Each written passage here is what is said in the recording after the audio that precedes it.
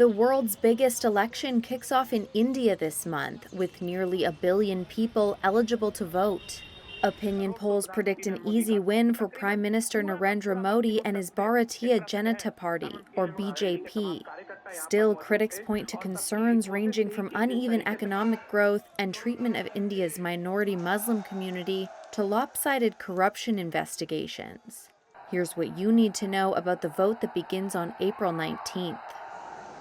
India's economy is expected to have grown by about 8% in the last fiscal year.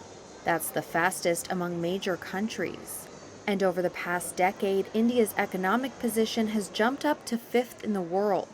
Modi has vowed to bump it up to third if he wins the election.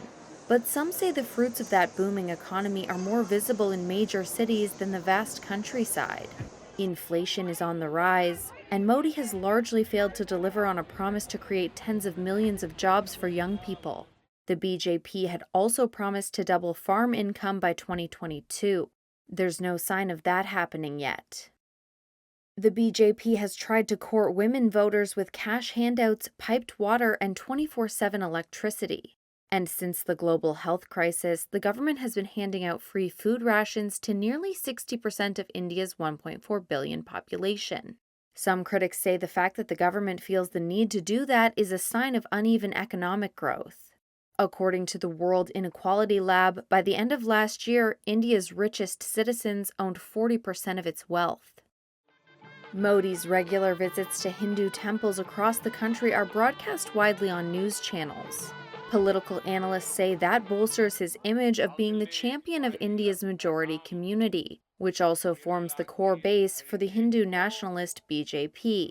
Many Muslims say government policies are not good for them.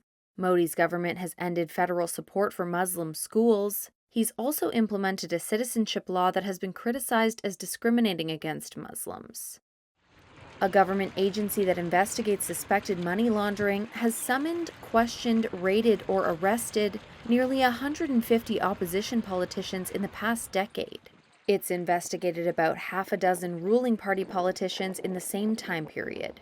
Modi touts a zero-tolerance policy on corruption, but opposition politicians say he's misusing government agencies to target them. As for the vote itself, elections for 543 seats in the lower house of parliament will be held in 7 phases between April 19th and June 1st, with votes counted on June 4th.